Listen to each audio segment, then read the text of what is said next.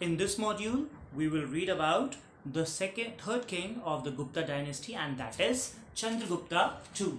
Now, as you can see, Chandragupta II is basically from the same dynasty of Chandragupta I, and when we do about Chandragupta II, you have to be very careful with the name. It is Chandragupta II Vikramaditya.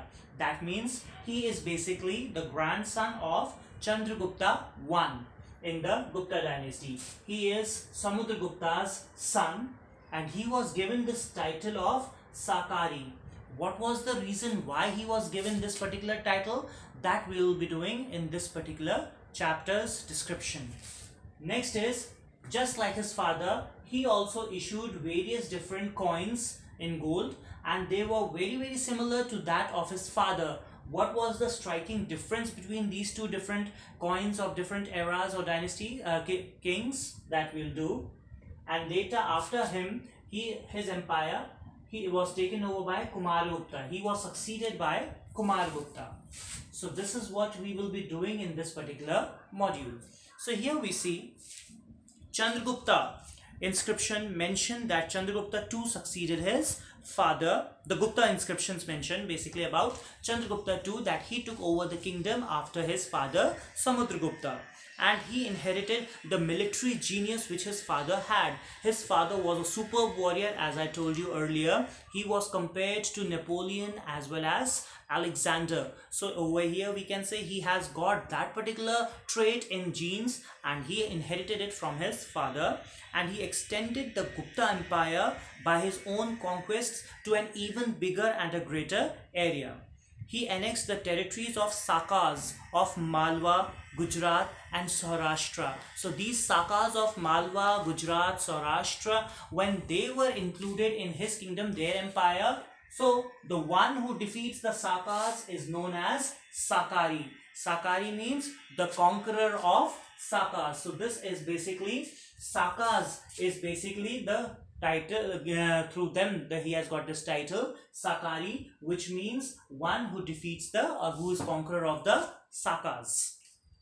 Then we see, according to many of the historians, the annexation of Saurashtra and Malwa not only added to the empire, but provinces of exceptional wealth and fertile, these were exceptional wealthy and fertile places. So when they were annexed to the empire, they added more coming up resources and riches to the empire, through which the kingdom, you can say, made more prosperity and was more prosperous, and opened up access to the ports of western coast. Now they knew about the sea coasts, and through those coastal areas they could have more trade, and once they could have more trade, that simply means now their region will be even more prosperous through all these investments and through all this business through the trading of the coastal areas. And thus Chandragupta II came in direct touch with the seaborne commerce with Europe through Egypt. So through Egypt they came across in contact with the European areas also, and the African areas also, or the Asian areas nearby, which were good enough to have a prosperous trade with all of them. And this made this kingdom, you can say, world renowned, or basically known to the other areas and kingdoms also. Chandragupta II, like his father only, he followed many policies of his father. His ruling, his policy making was very similar to Samudragupta. So similarly we can say, like Samudragupta got into matrimonial alliances, Chandragupta also got into matrimonial alliances, and that was an integral part of his foreign policy, how to get into matrimonial alliances and through them getting more advantages. It can be political, it can be in terms of region, or in terms of resources and wealth and riches. The Nagas were a powerful ruling clan, and this matrimonial alliances helped Gupta rulers in expanding their empire. That is why he got into a matrimonial alliance with the Naga family and married, the name you have to be very careful, Kubera Naga. Kubera Naga was the one whom he married, and she was from a Naga family. The marriage of Chandragupta's daughter Prabhavati with the Vakataka ruler Rudrasen II helped him to establish his political influence in the Deccan. It is not only that they usually got into the matrimonial alliances, even where he had his daughter the princess married, he also got a huge influence, not the control, but we can say a huge influence on that empire also, because now the ruler of that empire was his son-in-law. So that is how he had a control over his territories, the territories he had won, the territories he had got matrimonial alliances with, and even the territories which were not ruled by him, but rather it was ruled by his son-in-law. It was during the reign of Chandragupta II that the Chinese traveler Fa Hien came, which we did about in the previous description. He visited India and he has given a lot of accounts about the Chandragupta's two kingdom and the society and the rule at that time and the general things that flourished in the society. He gives interesting information about the life of the people and general condition of the kingdom. Besides that, like Samudragupta, Chandragupta also had a wide variety of gold coins. As I told you earlier, even in the description we can see that he was just like his father, issuing coins like his father. So what was the difference between the coins issued by him and his father, that we are going to see. The difference in the design between the two types of coins in the reign of two different rulers was Chandragupta II is represented as slaying a lion. He showed himself as fighting with a lion and defeating a lion. Whereas in some other places, Samudragupta is shown as slaying a tiger. He is shown as fighting with a tiger. So that is, even in the book it is given as, it represented as slaying a lion on some coins with the legend Simha Vikrama. Whereas Simha Vikrama means Vikramaditya, who was the killer or destroyer of a Singha also. Singha is basically the Hindi word for lion.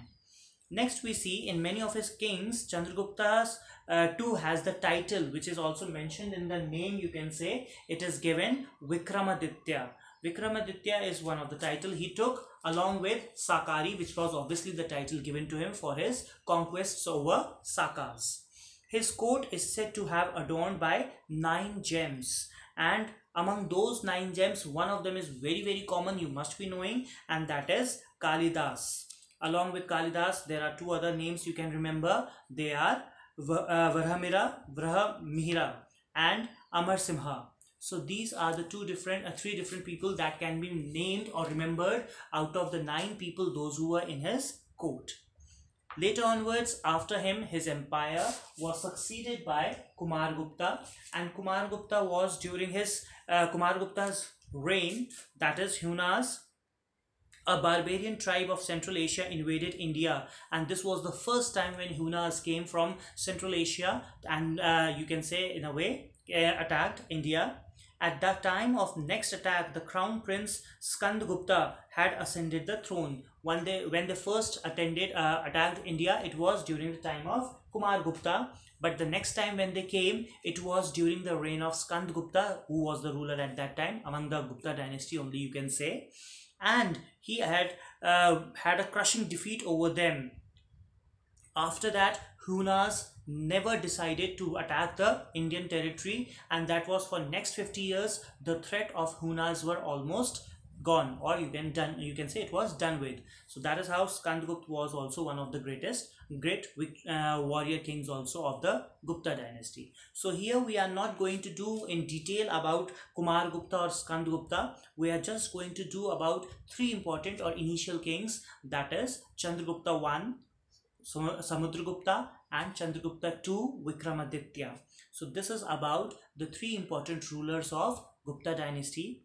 In the next module, we will be taking up the Gupta administration. That means throughout the dynasty or throughout the various rulers, what were some of the important traits that were followed in the administration and how the administration was carried on. With this, we come to the end of the module.